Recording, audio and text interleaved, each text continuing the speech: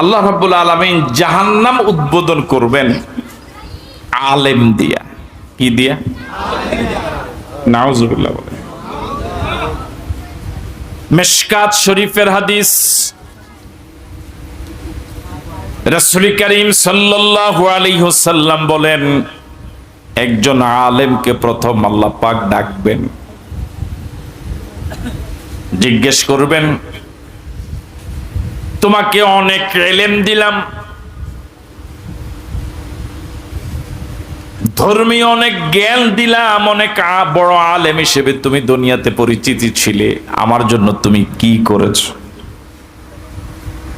আলেম জবাব দিবে, আল্লাহ তুমি যে আমাকে ইলম দিয়েছো, এই ইলম দিয়ে আমি তাফসীর মাহফিল করে জনগণকে 7 দিন 10 দিন 15 দিন ব্যাপী ওয়াজ করে জনগণকে তোমার দিকে ডাক দিয়েছি, তোমার পথে ডেকেছি, ছাত্রদেরকে মাদ্রাসায় পড়াইছি, মসজিদে ইমামতি করেছি। আল্লাহ রাব্বুল আলামিন বলবেন, বান্দা তুমি কাজগুলো আমার জন্য করো নাই, তুমি ওয়াজ মাহফিল করেছো শুধুমাত্র জনগণের সুনাম সুখ্যাতি পাওয়ার জন্য, বাহবা পাওয়ার জন্য, জনগণ যাতে তোমাকে কোকিল কণ্ঠস্বর বলে, বড় আলেম বলে, চমৎকার আলোচনা করে, এই জাতীয় কথা শুনতে তোমার ভালো লাগে, পোস্টারে তোমার নাম আসবে, ব্যানারে তোমার নাম আসবে, তোমার নামে মাইকিং হবে, তোমাকে অনেক টাকা মাহফিল শেষে দেওয়া হবে, তুমি এই জন্য শুধু ওয়াজ মাহফিল করেছো, বাকি কাজগুলো তুমি করেছো, আমার জন্য কিছুই করো নাই। দুনিয়াতে যা পাওয়ার সেগুলো জনগণ তোমাকে দিয়েছে, আমার কাছে পাওয়ার কিছুই নাই। ফেরেশতাদেরকে আল্লাহ রাব্বুল আলামিন আদেশ দিবেন, এই বড় আলেমকে, বড় বক্তা, বড় আলেমকে ফুটবলের মতো পাওটা পিছনের দিক থেকে নিয়ে মাথার সাথে চুলের সাথে বেঁধে গোল করে জাহান্নামে ফেলে দেওয়া হবে। জোরে কন্যা নাউজুবিল্লাহ। তাহলে এত বড় আলেম, এত বড় মুফাসসির জাহান্নামে গেল কি ইলম কম থাকার কারণে? কি ঝামেলা হওয়ার কারণে? কথা কয় না, কি ঝামেলা হওয়ার কারণে? তাহলে যে কোনো ইবাদত কম হোক আর বেশি হোক, কবুল হওয়ার জন্য অবশ্যই নিয়তটা কি হওয়া লাগবে? সহি নিয়ত কাকে বলে? ইবাদতটা করব শুধু কার জন্য? আপনি মসজিদে ফ্যান দিলেন,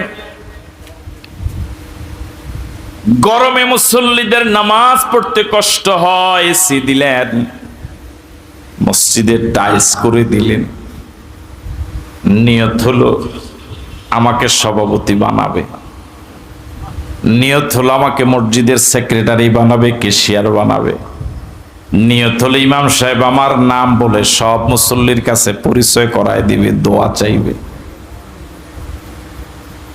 তাহলে এই হাজার হাজার টাকা খরচ করা এসি, ফ্যান, টাইলস যা দিলেন সব বরবাদ, সওয়াবের খাতা খালি। বুঝতে পারলাম? এই জন্য সর্বপ্রথম আমি আমার নিজেকে নসিহত করি, এই ছোট্ট বয়সে কমবেট যাই আমল করলাম, 15-16 বছর ময়দানে কথা বলি, আল্লাহ যদি এগুলোর বিনিময়ে কিছুই না দেন, পরকাল তো আমার শূন্য। ঠিক করে আপনারা আমাকে মহাব্বত করেন, দাওয়াত দেন, প্রশংসা করেন, গুণকীর্তন করেন, বড় মসজিদ মাঠে দেখা হলে পরে মোয়ানাকা করেন, জড়িয়ে ধরেন, অগোচরে অনেক প্রশংসা করেন। আপনাদের এগুলো বিন্দু পরিমাণ কোন উপকার আসবে না যদি আমার এই কাজটা সহি নিয়তে আমি না করি। ঠিক আছে কথা? এই জন্য আপনাদের কাছে দোয়াও চাই, আপনাদের জন্য নসিহত করি, বিগত আমলগুলোর জন্য, ত্রুটি বিচ্ছুতির জন্য আল্লাহর কাছে তওবা করব, ক্ষমা চাইব, আর এখন থেকে ভবিষ্যতের সব আমলের জন্য সতর্ক হয়ে যাব। রাজি আছি তো ইনশাআল্লাহ? রাজি আছি ইনশাআল্লাহ? দ্বিতীয়ত যে কথাটা এই আয়াতের সাথে ইবাদত বন্দেগী কবুল হওয়ার জন্য দ্বিতীয় যে শর্তটা, সে শর্তটা হলো ইবাদতটা হতে হবে নবীর তরিকায়। কার তরিকায়?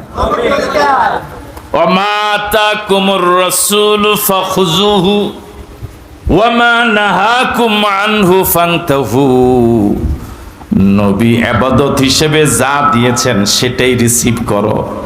ওয়া মা নাহাকুম আনহু ফান্তাহু। নবী যেটা দেন নাই, তোমার ফির সাহেবে দিয়েছে, তোমার হুজুরে দিয়েছে, তোমার ইমাম সাহেবে দিয়েছে, নবী দেয় নাই, এটা ইবাদত নয়। ঠিক আছে কথা? আমাদের দেশের সিংহভাগ ক্ষেত্রেই এই মৌলিক কথাটা না বুঝার কারণে অনেকে ইবাদত মনে করে, এমন কাজ করে যেটা আসলে ইবাদত নয়। আমি কি কথা বুঝতে পারলাম? রাসূল করে নাই, সাহাবায়ে কেরাম করে নাই, নবী অনুমোদন দেয় নাই, করতে বলে নাই, আপনার হুজুরে বলেছে, আপনি করা শুরু করেছেন, এটার নাম সুন্নত নয়, এটার নাম ইবাদত নয়, এটার নাম বেদাত। এটার নাম কি? আর জোরে কোন? বেদাত।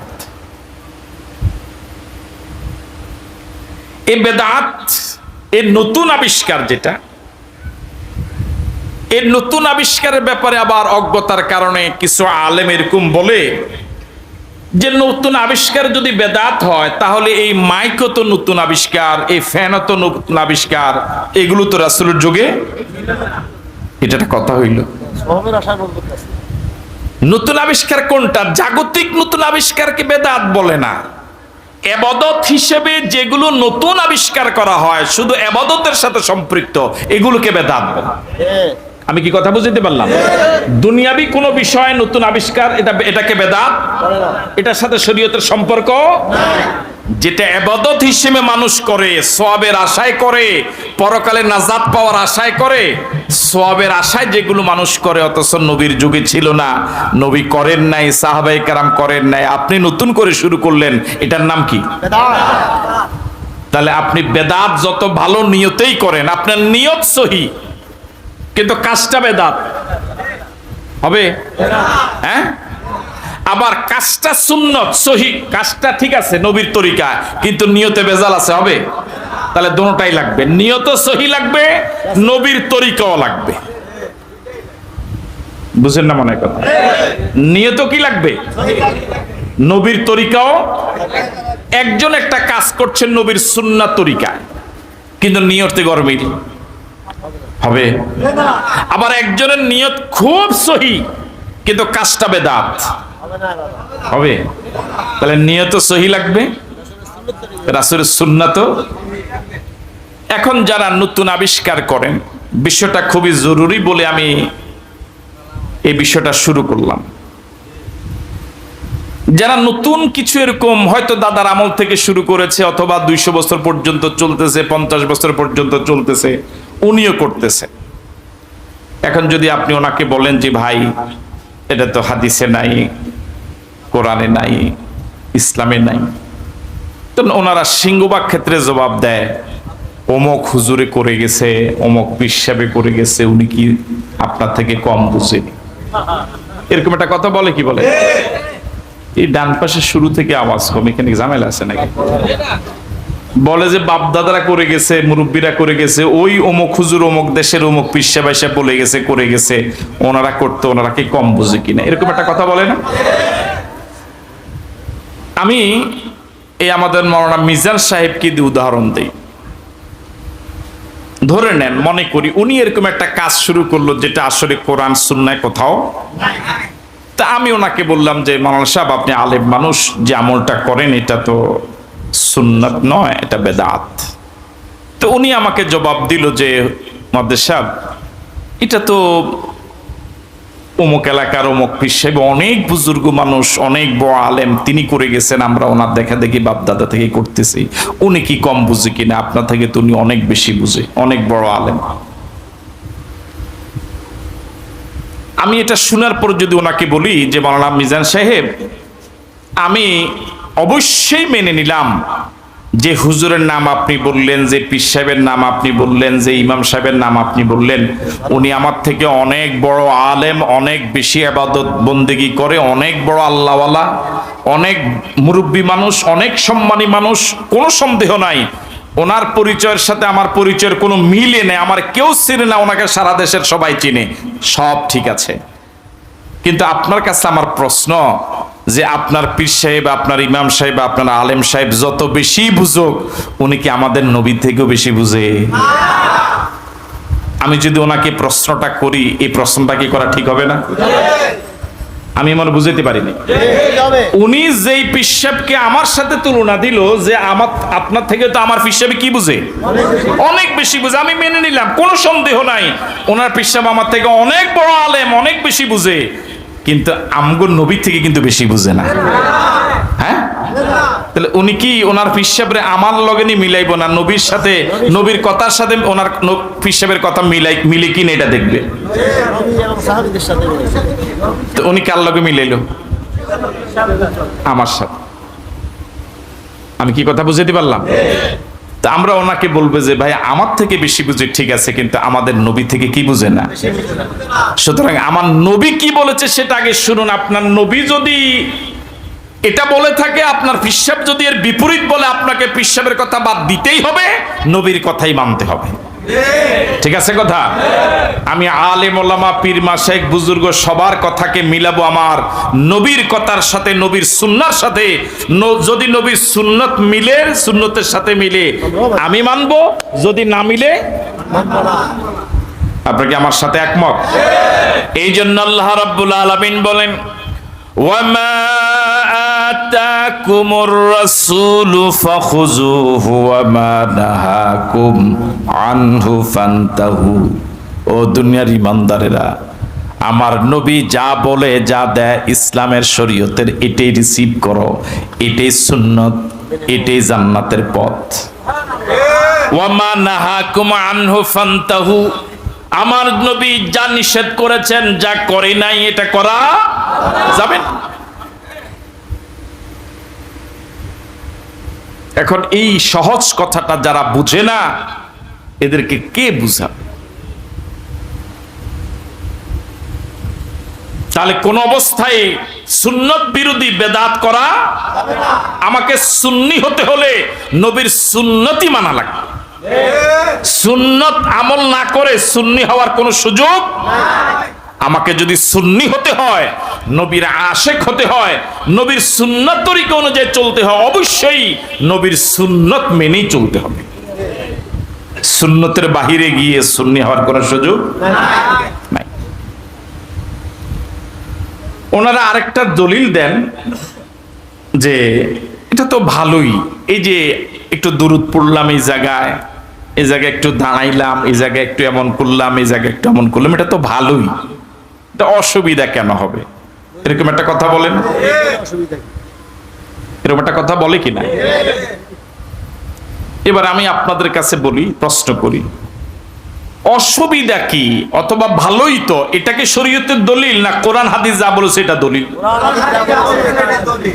কোরআন হাদিস যা বলেছে এটা অসুবিধা হইলেও দলিল, এটা মানা লাগবে। আর কোরআন হাদিস যেটাকে নিষেধ করেছে, এটা যত সুবিধাই হোক, এটা মানা। অসুবিধা কি? ভালোই তো, সুবিধাই তো, নবীর দুরূদই তো, এরকম কথা শরীয়তের দলিল। আমি আপনাদের কাছে হয়তো উদাহরণ দিয়েছি, উদাহরণগুলো আবারও আপনাদেরকে স্মরণ করিয়ে দিই, তাহলে ভালোভাবে বুঝে আসবে বিষয়টা। উদাহরণ দিলে মানুষের কথাগুলো বুঝে আসে ভালো। সেজদা ভালো না খারাপ? সওয়াব না গুনাহ? সাহাবায়ে কেরাম রিদওয়ানুল্লাহি তাআলা আলাইহিম আজমাইন আল্লাহর নবীকে প্রশ্ন করেছিলেন, ইয়া রাসূলুল্লাহ, বান্দা কখন আল্লাহর কাছাকাছি হয়ে যায়? রাসূল জবাবে বললেন, বান্দা যখন আল্লাহর পায়ে সিজদা দেয়, তখন ওই বান্দার মাঝে আর আল্লাহর মাঝে কোনো পর্দা থাকে না।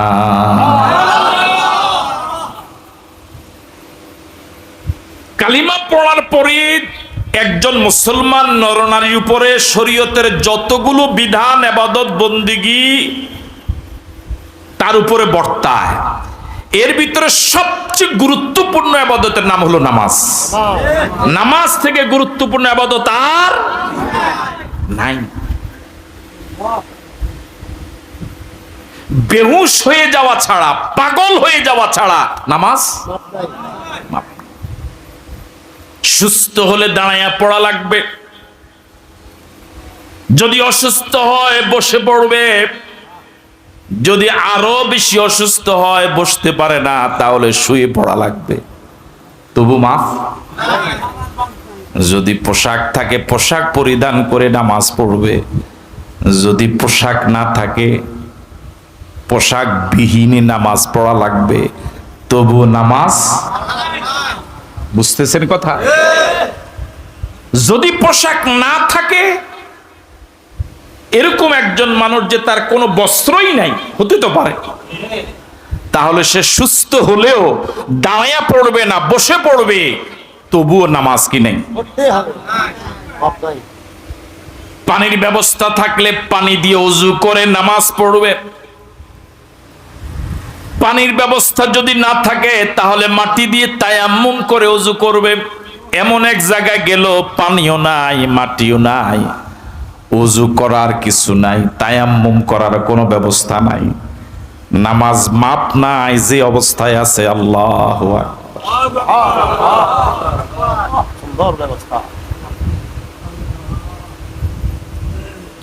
এমন এক জায়গায় গেলেন, কেবলা জানেন, কেবলার দিকে ফিরেই নামাজ পড়া লাগবে। এমন এক জায়গায় গেলেন, কেবলা আপনি জানেনও না, কম্পাসও নাই, কেবলা বলে দেওয়ার মতো কেউ নাই, যেদিকে আছেন আল্লাহ, অথচ ফুপ দিকে ফিরে কি করতেছেন, সবচেয়ে দামি ইবাদত হলো নামাজ। নামাজ নামাজ এই নামাজের ভিতরে অনেকগুলো অঙ্গ প্রত্যঙ্গ আছে, কিয়াম আছে, রুকু আছে, সিজদা আছে, তাশাহুদ আছে, আছে না নাই? নামাজে দাঁড়ানো লাগে, রুকুতে যাওয়া লাগে, সিজদা যাওয়া লাগে, তাশাহুদে বসা লাগে। হ্যাঁ, এই একটা নামাজের ভিতরে যত অঙ্গ প্রত্যঙ্গ আছে সবচেয়ে দামি অঙ্গের নাম হলো সিজদা। এর থেকে সবচেয়ে দামি ইবাদত হলো নামাজ, নামাজের ভিতরে সবচেয়ে দামি হলো সিজদা। সুবহানাল্লাহ।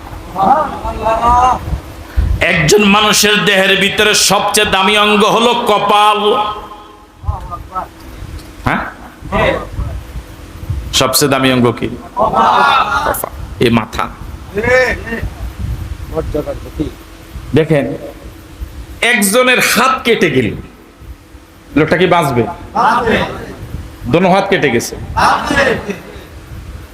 দোনো পাও, বাঁচবে?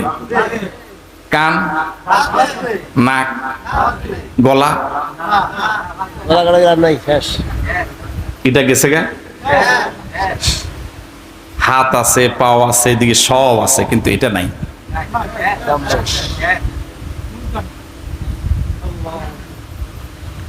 একজন মানুষ খুব উচ্চ শিক্ষিত, খুব ধনী মানুষ, হ্যাঁ, কিন্তু তার ব্রেনটা সুস্থ না, কোন দাম আছে? তার নাম কি? আচ্ছা, এটার দাঁড়িয়ে কামাইতো কইছে কেডায়? সুস্থ মানুষ। আপনি কোন আলাপ সালাপ আসেনি? করে দাঁড়িটা কি লেগে যেতে কামাইলো, আমরা লোক আলাপ আসেনি কেন?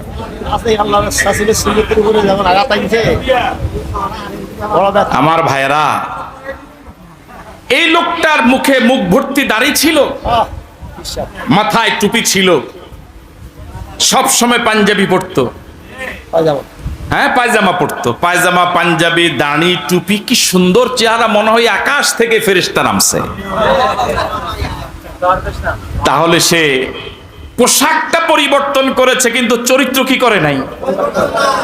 যদি সে পোশাক, পায়জামা, পাঞ্জাবি না পরেও, যদি শার্ট প্যান্ট পরেও যদি দুর্নীতি না করত, সন্ত্রাস না করত, অন্যায়ের পক্ষে যদি না থাকতো, চরিত্র যদি সংশোধন হতো, তাহলে এইভাবে পালানো লাগতো না। তাহলে লেবাস পোশাক পরিবর্তন থেকে চরিত্র পরিবর্তনটা বেশি দরকার, ঠিক নয় কি? তাহলে বুঝা গেল তুমি পোশাকটা পরিবর্তন এখন করে লাইছো, অন্তরটা কি করে নাই। তুমি যদি আগে যদি চরিত্রটা পরিবর্তন করতা তাহলে পোশাক পরিবর্তন করা। আবার কি আজকে নেটও দেখলাম এটি হাসা কয় না মিশা কয়, ওই প্রথম মুরব্বী করে দর্শে আর মুরব্বী যে দর্শে আর মুরব্বী কয় শুধু আমার দরস খায় এই তার দর দেখছেন কি এতে পরে মানে মাটি খায় মাটি হজম করে যে তেল আমার ধরাই দিল একসাথে বন্ধু এক লোকের ভাই। হ্যাঁ হ্যাঁ হ্যাঁ, বাংলাদেশের শ্রেষ্ঠ ধনী, টাকার অভাব নাই, দাপটের অভাব ছিল না, সম্পদের অভাব ছিল না, কিন্তু চোরের মতো একটা চোর তো এভাবে পালায় না, চোরের মতো এভাবে পালাইলা।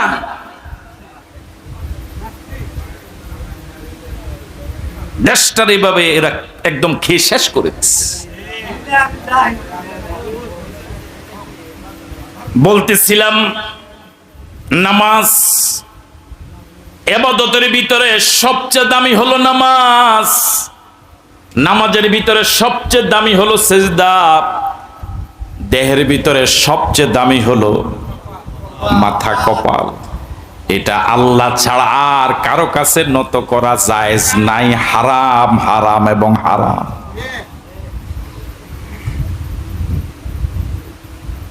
এই মাথা নত করার শুধু কার কাছে?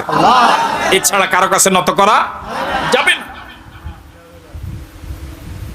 রাসূল করিম সাল্লাল্লাহু আলাইহি ওয়াসাল্লাম বলেন, আল্লাহ ছাড়া যদি আর কারো কাছে মাথা নত করা সিজদা দেওয়া যদি জায়েজ হতো, যদি তাহলে আমি স্ত্রীদেরকে বলে দিতাম নিজ নিজ স্বামীকে সিজদা করো।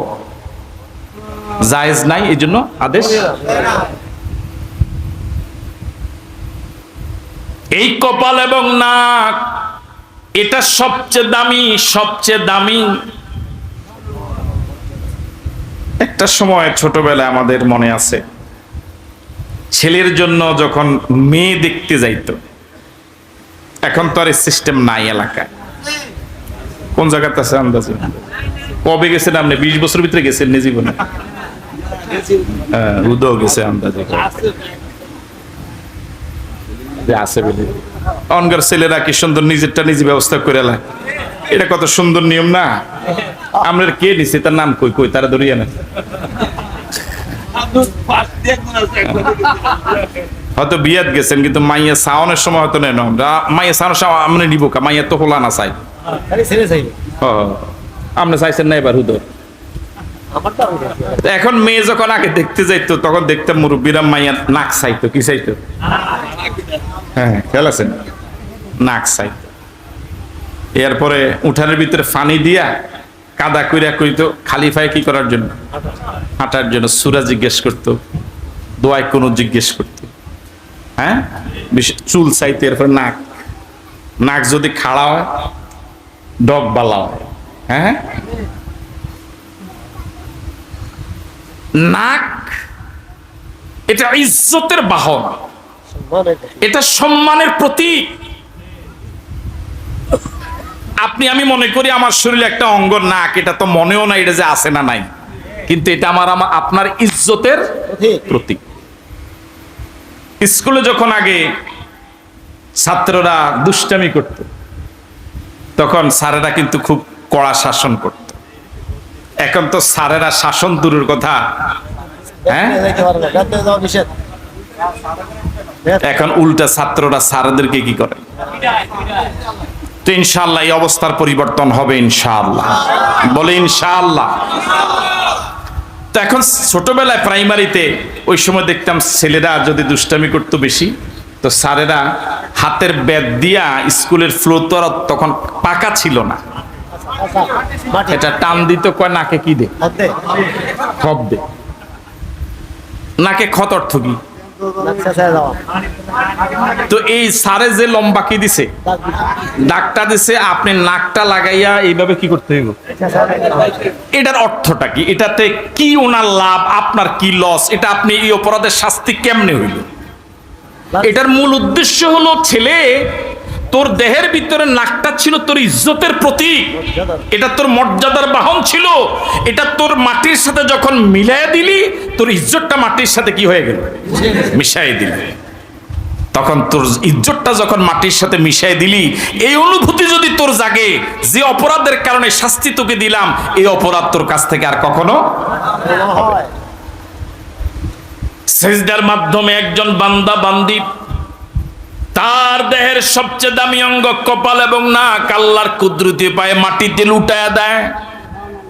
সে বুঝায় মাটিতে কপাল এবং নাক দিয়া সে বলে সুবহানা রাব্বিয়াল আলা, সুবহানা রাব্বিয়াল আলা, সুবহানা রাব্বিয়াল আলা। পুত পবিত্র আমার রব, যে রব আল আলা, সবচেয়ে বড়। সুবহানাল্লাহ। হ্যাঁ, এই সিজদাতে গিয়া এই কয়েকবার কইয়া না উঠা এইভাবে আপনি অনুভূতি নিয়ে সিজদা দেন যে আমি চেয়ারম্যান, আমি মেম্বার, আমি মুক্তার, আমি ব্যারিস্টার, হ্যাঁ, আমি মাটির সাথে আমার কপাল নাক দিয়ে দিলাম সুবহান রাব্বিয়াল আলা, সুবহান রাব্বিয়াল আলা। এই অনুভূতি নিয়ে সিজদা দেন, দেখবেন সিজদার ভিতরে আলাদা একটা মজা পাওয়া যায়। আর যদি অনুভূতি আর সিজদা না দেন, দেখবেন বিরক্তি লাগবে। ইমাম সাহেব একটা লম্বা সিজদা দিলে আপনি পিছন থেকে কাশ দিবেন, হ্যাঁ। সাহাবায়ে কেরাম প্রশ্ন করলেন, ইয়া রাসূলুল্লাহ, বান্দা কখন আল্লাহর কাছাকাছি চলে যায়? রাসূল বললেন, বান্দা যখন আল্লাহর কুদরতি পায়ে সিজদা দেয়, তখন বান্দার মাঝে আর আল্লাহর মাঝে কোনো পর্দা থাকে না।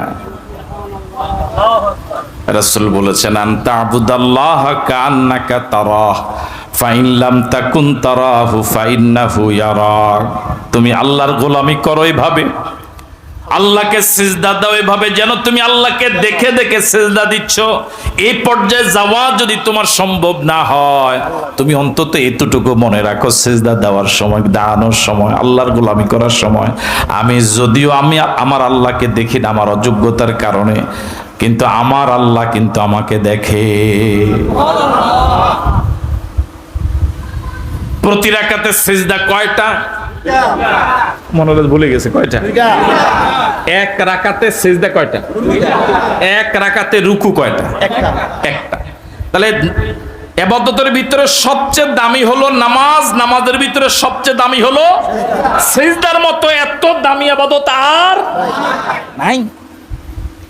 সেই সিজদা প্রতি রাকাতে কয়টা? মাগরিবের ফরজ নামাজ পড়ছেন কয় রাকাত? তাহলে প্রতি রাকাতে দুইটা হলে কয়টা সিজদা দিচ্ছেন? 6টা। এখন আপনাকে মিজান সাহেব, আপনাকে দেশের হুজুর, বড্ডা হুজুর কইছে, ইও সিজদা তো আসলে খুব বালা জিনিস, আপনারা প্রতি রাকাতে 3টা করে, 3 নং 3 তিরিকা 9টা করে সিজদা দেন, না হলে 1 মিনিট সময় কি লাগবে? আগে হয়তো 3 রাকাত পড়তে 5 মিনিট লাগতো, এখন হয়তো 7 মিনিট লাগবে। এতে কি আর যায়? তো এটা মোটামুটি উনি খুব যুক্তি দিয়া বুঝাইলো যে সিজদা কি কত ভালো জিনিস। ইবাদতের ভিতরে সবচেয়ে দামি হলো নামাজ, নামাজের ভিতরে সবচেয়ে দামি হলো সিজদা। আল্লাহর কাছাকাছি যাওয়া যায়। বাড়ি যে বুড়ি লোকে কাজ করবেন, কি লেগা সিজদা একটু বাড়াইয়া দেন। ও মা, আপনাকে মুক্তার সাহেব রাজি হয়ে গেছে। এই কথা মুক্তার সাহেব কি হয়ে গেছে? রাজি হয়ে গেছে। তো কত তো খারাপ কইছে না হুজুরে? এবং বরং মুক্তারে তো রাজি হয় নাই, শুধু উনি কইতেছে এতদিন পর একটা হুজুর পাইছে। করে কথা কয় না, এতদিন পরে আমরা বুড়া বয়সে এতদিন পরে একটা কি পাইছি? শেষ পর্যন্ত উনি ওনার ভক্ত হইয়া কয়, হুজুর আমি যে বিল্ডিংটা করছি, ফোলা করে যা দিছি তারা আলাদা বিল্ডিং করে খাইতে হইব, তার আলাদা জায়গা টাকা আছে, এটা আমরা দিয়ে লাইলাম। একেবারে খুশি হইয়া, আরামও দিত না, কিন্তু মনে করেন দিয়া লাইছে। এখন উনিও শুরু করছে প্রতি রাকাতে 3টা করে সিজদা। নামাজ হইতেছে তো না? পুরোটাই শেষ। তো বালা কাম করতেছে, পুরোটা শেষ হবে কি লেগে? তাহলে ভালো হলেই ভালো নয় যদি ভালোতে নবীর সাপোর্ট না থাকে। রাসূল যেটাকে সাপোর্ট করেছে, সমর্থন করেছে, ওয়ামা আতাকুমুর রাসূলু ফাখুযুহু, ওটার নামই সুন্নাত, ওটার নামই ইবাদত, ওটার করলেই জান্নাত। ঠিক আছে কথা? তাহলে আমি কি বুঝাইতে পারলাম? যে কোনো একজন হুজুর আইসা নতুন একটা ইবাদত চালু করে দিলেই আপনি ওখানে পিছনে পিছনে ঘুরবেন, হুজুরের হাদিয়া দিবেন, এটা কোনো বুদ্ধিমান কোন ইমানদারের কাজ হতে পারে না। আল্লাহ সহি বুঝ দেখ বলি আমি। এই উদাহরণটা বুঝে আসছে তো? তাহলে ভালো হলেই সব কি না ভালো। মসজিদে ঢোকার জন্য কোন নিয়ম আছে না নাই? আছে। বাইর হওয়ার জন্য কোন নিয়ম নাই? আছে। মসজিদে ঢোকার জন্য সুন্নাত হলো 5টা। কয়টা? আর আস্তে কর।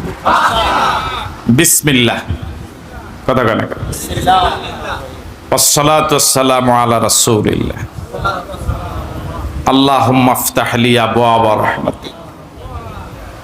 হ্যাঁ, ডান পাও দিয়ে ঢোকা, ইতিকাফের নিয়তে ঢোকা।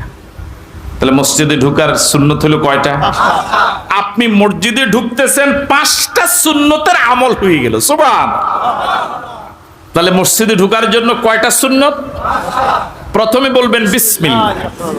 এই দরজাতে এসে কি বিসমিল্লাহ, এগুলো লাগজন হরি যাইতে আছে, অনেক লাগজন আই অনে যাইবি না। প্রথমে কি বিসমিল্লাহ, এরপরে দুরুদ, এরপর কি আপনি দুরুদ যেটাই পারেন, বিসমিল্লাহর পরে আপনি দুরুদ, বিসমিল্লাহ ওয়াসসালাতু ওয়াসসালামু আলা রাসূলিল্লাহ। তাহলে বিসমিল্লাহ হয়ে গেল, দুরুদ হয়ে গেল। এরপরে দোয়া, আল্লাহুম্মা ইফতাহ লি আবওয়াবা, কথা কয় না, পড়েন তো দোয়াটা। আবার বলেন, আরেকবার বলেন, আবওয়াবা রাহমাতিক। তাহলে সুন্নত মোট কয়টা গেল? কয়টা? 1। বিসমিল্লাহ, এই তো বলে গেছি, এগুলো কি এমনি বুঝাইব? 1 বিসমিল্লাহ। সবাই জোরে কোন। ওই বুড়া এখনো কয় না, দেখেন বুড়ি মানা করছে না, বুড়ি নাই কে জানে। 1 বিসমিল্লাহ, 2 দুরূদ শরীফ, দুরূদ শরীফ পড়েন না। 3 দোয়া, দোয়াটা পড়েন, আল্লাহুম্মা ইফতাহ লি আবওয়াবা। এটার অর্থ কি? আল্লাহ রহমতের দরজা সব, একটা দরজা না, আবওয়াব যত দরজা আছে সব দরজা কি করে দেন? খুলে দেন। ওইটা এত রহমত পাইয়া গেছে, তে গেছে গা, এত আর লাগতো না। তা আপনি দোয়া করলেন, আল্লাহুম্মা ইফতাহ লি আবওয়াবা রাহমাতিক। ও আল্লাহ, যে ঘরে ঢুকতে যাচ্ছি এই ঘর তোমার আইনে চলে, এখানে কারো মাতবাড়ি চলে না, কথা কয় না? তবে কিছুদিন পর্যন্ত কিছু মানুষও মসজিদে বড় মাতবাড়ি শুরু করে দিছিল। আপনার এলাকাতে এরকম আছে কিনা? না, আমগো হুজুরগো দোষ। এই যেগুনে এরকম মাতবাড়ি করে, আগে করছে তো গেছে গা, গেছে গা, সামনে যদি করা শুরু করে, একা সবার সামনে খাড়া করাইবেন, খাড়া করে বলে আপনি দোয়ায় ইউনুসগা কন, দোয়ায় কুনুতটা আপনি কন, কথা বুঝেন না? যে আপনি দোয়ায় কুনুতটা কন, এটা কইলে আপনি সব কথা মানব। তে যদি ও হেদিনকে হুইলাম মুরব্বি জিকে দাঁড়ি কামাই গেছে গাতে বেলে লুঙ্গিও পরালিস, ফেসবুকে আইস, তাহলে যে হুজুরদের সাথে এরকম কি করবে? বেয়াদবি করে মসজিদে ফাজলামি করবে, এ তারে এরকম করবেন। আপনি আগামীকালে মাগরিব নামাজ পড়াইবেন, 20 বছর পর্যন্ত বাহিরের ইমাম আইনা নামাজ পড়ান, 20 বছর পর্যন্ত হুজুরের পিছনে নামাজ পড়ান, এখন এক ওয়াক্ত নামাজ পড়ানোর কি হইল না? যোগ্যতা হইল না, আবার মাতবাড়ি করেন। বুঝলেন না? যে সভাপতি আগামীকালে মাগরিব পড়াইবেন, সেক্রেটারি আগামীকালকে এশা পড়াইবেন, দেখবেন মসজিদ খালি। বুঝেননি কথা নাকি? আল্লাহ জানে, আর 2 দিন আছে মোটামুটি কোরআন সাইরা যাই। আপনি মসজিদে ঢোকার সময় দোয়া পড়তেছেন, আল্লাহুম্মা ইফতাহ লি আবওয়াবা রাহমাতিক। আল্লাহ, যে ঘরে ঢুকতে যাচ্ছি এই ঘর তোমার আইনে চলে, কারো মাতবাড়ি চলে না। যে ঘর তোমার কোরআন আইন অনুযায়ী চলে, ওই ঘরে রহমতের অভাব হয় না। এখানে শুধু শান্তি আর শান্তি। আপনি দেখবেন ঘরে বাজারে হাটে বাজারে যত জায়গায় যত অশান্তিতে আপনি আছেন, ইয়ানো আইলে ঘুমাই যাব। আমি দেখছি এরকম, বাজারও গেলে ঘুমাই না, মসজিদে বইলে ঘুমাই না, হ্যাঁ মসজিদে বসলেই ঘুমাই। বাজারও গেলে হারাম, তার কি না ঘুমাই না, মসজিদও আইলে শান্তির জায়গা। সুবহান। বিশ্বাস না হয় একটু দেখেন এখানে কি শান্তি। আল্লাহুম্মা ইফতাহ লি আবওয়াব রাহমাতিক, আল্লাহ তোমার রহমতের যত দরজা আছে সব দরজা তুমি আমার জন্য খুলে দাও। আল্লাহ কি দোয়া, তোমার রহমতের দরজা আমার জন্য খুলে দাও। তাহলে কয় নম্বর গেল? 3 নম্বর। বিসমিল্লাহ ওয়াসসালাতু ওয়াসসালামু আলা রাসূলিল্লাহ আল্লাহুম্মা ইফতাহ লি। 4 নম্বর হলো ডান পাও দিয়া ঢুকবে। কোন পাও? ডান পাও। 5 নম্বর হলো মনে মনে এতেকাফের নিয়ত করবে। আমরা তো এতেকাফ বলতে পরিভাষা যেটা বুঝি রমজানের শেষ 10 দিন। এতেকাফ করার মতো মুসল্লিও পাওয়া যায় না মসজিদে, হ্যাঁ? টাকা লাগে, টাকা দিয়ে বসে যায়। ইমাম সাহেবের উপরে দিয়া দেয়, হুজুর আমনে বইয়ে যান, তো আমনে কো আমার ভেজাল আছে, আমার দোয়ানদারি। কিন্তু মাতবাড়ির সময় হেতে যে ভেজাল আছে সেটা বোঝা যায় না। অনেক মসজিদে মসজিদ কমিটির মুসল্লির একজনও পাওয়া যায় না, বরং টাকা দিয়া কাউকে কি করা লাগে? বসানো লাগে। কত লজ্জাজনক!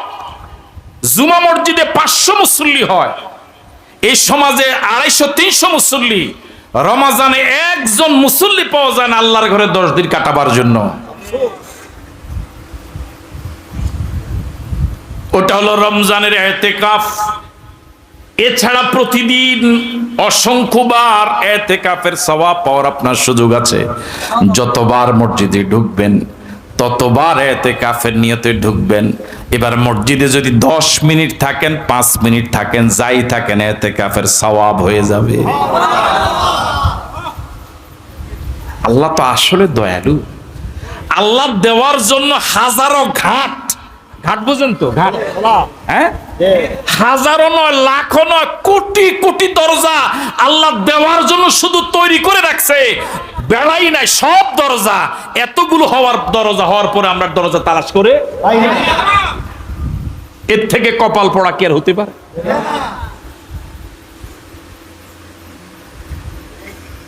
কত বড় দয়ালু আল্লাহ, কত বড় দয়ালু আল্লাহ। তাহলে মসজিদে ঢোকার জন্য সুন্নাত হলো 5টা। বিসমিল্লাহ ওয়াসসালাতু ওয়াসসালামু আলা রাসূলিল্লাহ আল্লাহুম্মা ইফতাহ লি আবওয়াব রাহমাতিক। ডান পায়ে ঢুকবো, ইতিকাফের নিয়তে ঢুকবো। আমল ইনশাআল্লাহ শুরু হতে পারে তো ইনশাআল্লাহ। জানুয়ারি আসক, এই বছরটা এমনি এমনি যাগা না, একটু প্রস্তুতি নিয়ে শুরু করলেন ভালো হয় না? কবে থেকে শুরু হবে ইনশাআল্লাহ? কবে থেকে?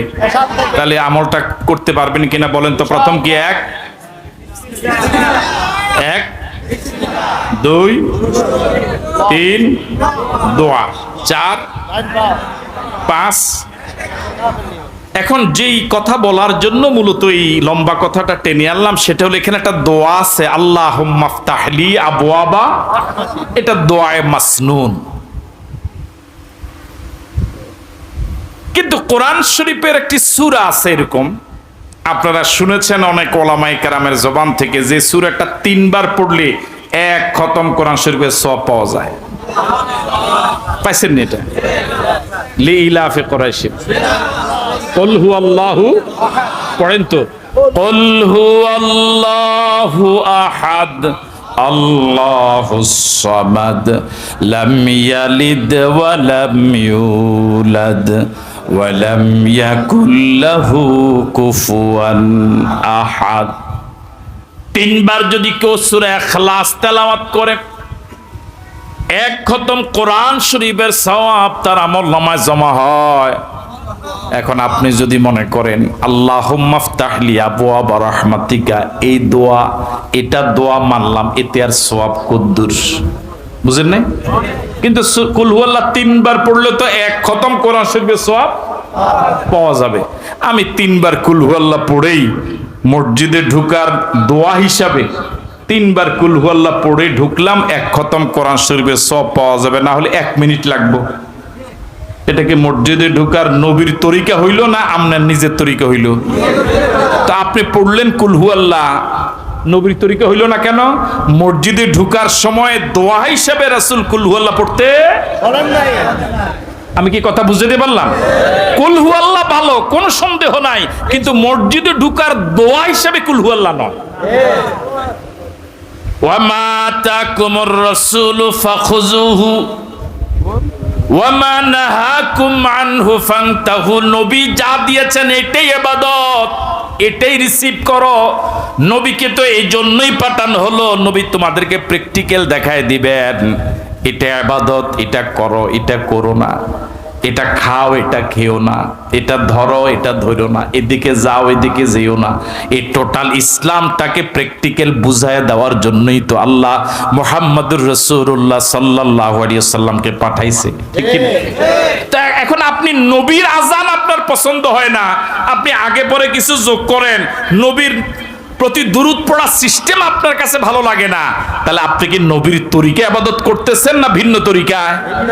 আপনার নিয়ত যত সহিহ হোক, তরিকাটা যেহেতু, পদ্ধতিটা যেহেতু সঠিক নাই, এটার নামে ইবাদত না। বুঝতে পারছেন? আপনাদের এখানে ঈদের নামাজ হয় কোন জায়গায়? এখানে হয়, তাহলে তো উদাহরণ দেওয়া সহজ হয়ে গেছে। ঈদের নামাজ বছরে কয় রাকাত করে? এইগুলো আমার এরকম বিরক্ত লাগে, কয় রাকাত করে? 2 রাকাত। একটা হচ্ছে রোজার ঈদ, আঞ্চলিক ভাষায় এখন রোজার ঈদ, কোরবানি ঈদ। রোজার ঈদ 3 রাকাত, কোরবানি ঈদ 2 রাকাত। 2 রাকাত 2 রাকাত। আজান আসছে না? আজান এটা কখনো কি চিন্তা করছেন নি? এখানে আজান নাই কে? রাসূল দেয় নাই। এখন যদি আমগো হুজুরে চালু করে, ফজরে এই মসজিদে মুসল্লি হয় 5 জন মনে করে, জোহরের সময় 10 জন, আসরে 15 জন, মাগরিবে 20 জন, এশার সময় আবার 10 জন, সব 5 ওয়াক্ত মিলিয়ে 50 জন হয় না? আমি যে কইছি হেড হিসাব করে দেখছেন নি? কম না বেশ? আমি এটা একটা উদাহরণ দিলাম, এইটা যোগ বিয়োগ করে।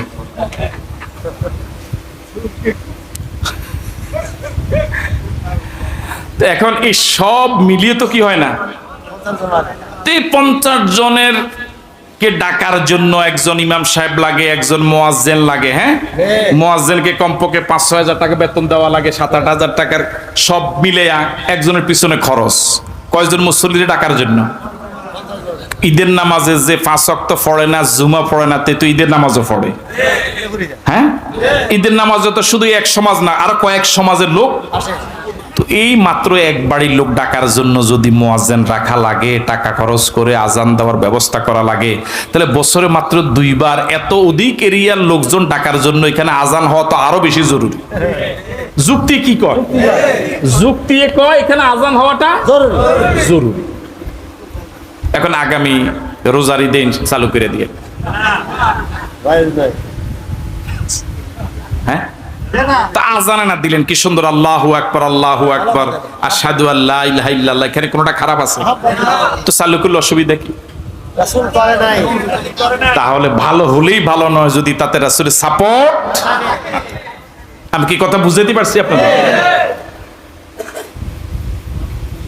ঈদের নামাজে খুতবা আসেনি না নাই? ইমাম সাহেব ঈদের নামাজে খুতবা কোন সময় দেয়? নামাজের পরে। আর জুমার নামাজে? আচ্ছা, ঈদের নামাজে তাও 2 রাকাত, জুমার নামাজ? ঈদের নামাজও খুতবা আছে, জুমার নামাজও কি আছে? ঈদের নামাজও ইমাম সাহেব খুতবা দেয় খাড়াইয়া, জুমার নামাজও দেয় বইয়া। খাড়াই তো দেয়। কয়টা দেয়? 2টা। খুতবা কয়টা দেয়? ঈদের নামাজে 2টা, জুমার নামাজেও দুই খুতবার মাঝখানে বসেনি না বসেন? আচ্ছা, ঈদের নামাজে দেয় নামাজ 2 রাকাত পড়ার পরে, আর জুমার নামাজে দিয়ালা নামাজে ঈদের নামাজে খুতবাটা যে নামাজের ফরে দেয়, এই ফরে দেওয়াতে কিন্তু কিছুটা অসুবিধা হয়। অসুবিধা হয় কি? নামাজে যদি থাকে 500 জন, এক নামাজ সালাম ফিরানোর লগে লগে 300 জন জায়গা, খুতবা 200 জনে 300 জনে। ইমাম সাহেবের জন্য একটা কালেকশন আছে না? কথা কয় না কেন? ঈদগার জন্য একটা কালেকশন করেননি আপনারা? যে 300 জন গেল গা, তারা যদি 5 টাকা করে দিত তবু 1,500 টাকা ইমাম সাহেব পাইত। মসজিদে যদি 100 টাকা করে দিত তাহলে 3,000 টাকা আর বহু টাকা পাইত। তাহলে আপনারা হুজুরেও ঠগাইলেন, মসজিদেরও নিজেও ঠকছে। যদি এটা জুমার নামাজের মতো যদি খুতবাটা আগে হয়ে যেত তাহলে না ভালো আছিল, সব থাকতো। তাহলে এটা বিধান নাই। মুসল্লি যদি বেগুনো যায়গি ফরে দিতই। আমি কি কথা বুঝে দিয়ে পারলাম আপনাদের? কিছু ঢুকিনি মাথাত নাকি না? নফল নামাজ ভালো না খারাপ? কথা কয় না কেন? হাশরের ময়দানে নামাজি বান্দার নামাজের হিসাব হবে। আউয়ালু মা ইউহাসাবু বিহিল আবদু ইয়াউমাল কিয়ামাতি as-সালাত। বান্দার আমলগুলোর ভিতরে সর্বপ্রথম নামাজের হিসাব নেওয়া হবে। কিসের হিসাব? নামাজ। একজন বান্দার দেখা যাবে তার ফরজ নামাজে অনেক ঘাটতি আছে। আল্লাহ রাব্বুল আলামিন সব জানেন, এর পর ফেরেশতাদেরকে জিজ্ঞেস করবেন যে বান্দার ফরজ নামাজে ঘাটতি পাওয়া গেল, তার আমল নামায় কোনো নফল নামাজ আছে কিনা? ফেরেশতারা জবাব দিবেন, রব্বুল আলামিন তার আমল নামায় অনেক নফল নামাজ আছে। মাঝে মাঝে কি পড়তো? আল্লাহ রাব্বুল আলামিন এত বড় দয়ালু আল্লাহ, তিনি চান না তার কোন আদরের গোলাম জাহান্নামে জ্বলুক, তিনি চান সব গোলাম জান্নাতে যাক। আল্লাহ পাক এবার এই নফল গুলোকে ফরজের সমান মর্যাদা দিয়া ফরজের ঘাটতি পূরণ করে এই বান্দাকে জান্নাত দিয়া দিবে।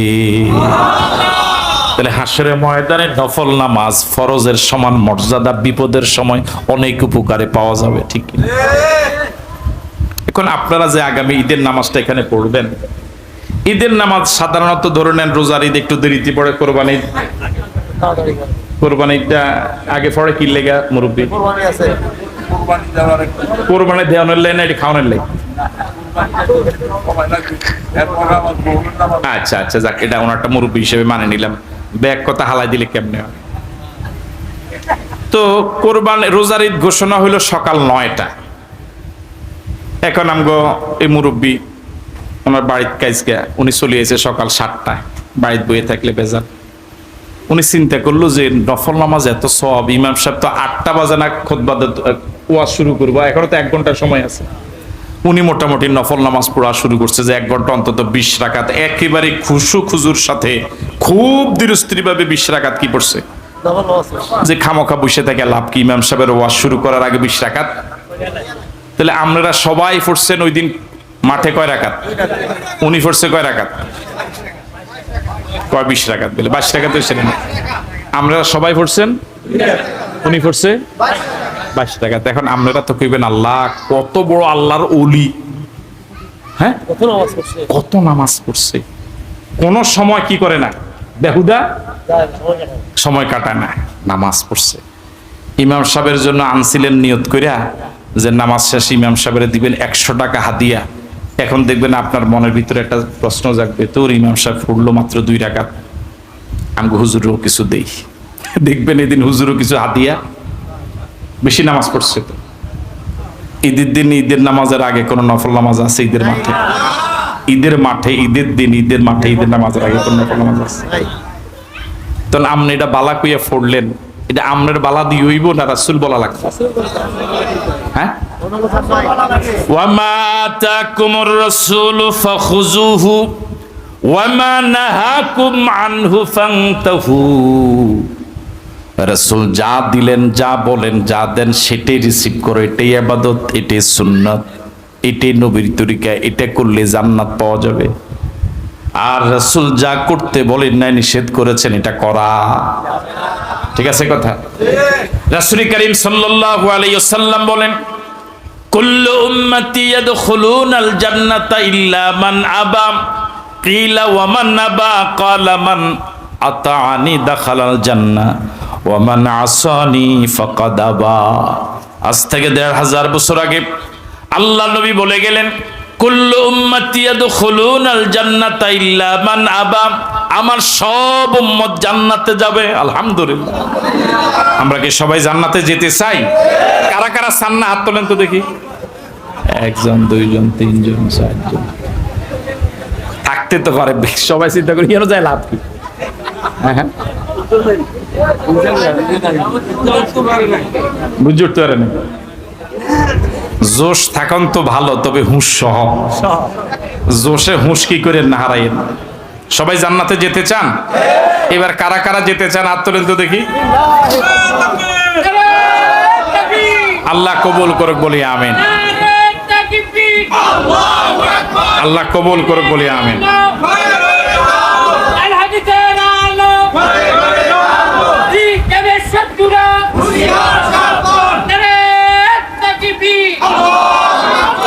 এই বুড়ার এরকম জিদ কি লেগেও, যে দিনে মিছিল দে কথা এটা থায়, এটা কি এরকম জিদ উঠলো কি লেগে? বুঝলাম না।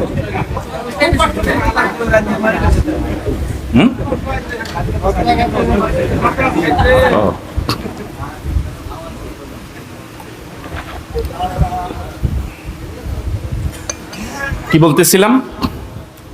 ও, আমরা সবাই কোথায় যেতে চাই? আল্লাহ জান্নাত হিসেবে কবুল করে, বলি আমি।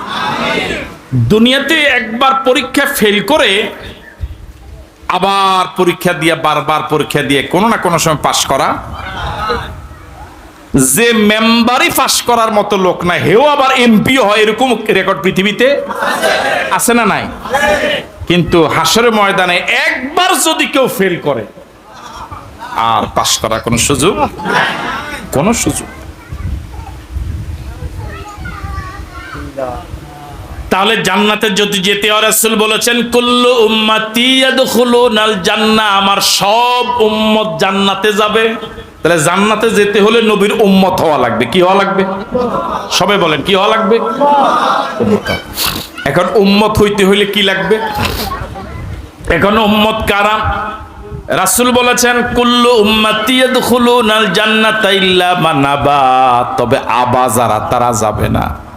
সাহাবায়ে কেরাম আবা বুঝলেন না, রাসূলকে প্রশ্ন করলেন। রাসূল বললেন, মান আতাআনি দাখালাল জান্নাহ, যারা আমার ইতাআত করবে, আমি নবীর তরিকা অনুযায়ী চলবে, আমি নবীর তরিকা অনুযায়ী ইবাদত বন্দি করবে, শরীয়ত মেনে চলবে নবীর তরিকা অনুযায়ী, তার তরিকাটা হবে নবীর তরিকা, ওটা অনুযায়ী যদি সে চলে, সে হলো আমার উম্মত, সে জান্নাতে যাবে।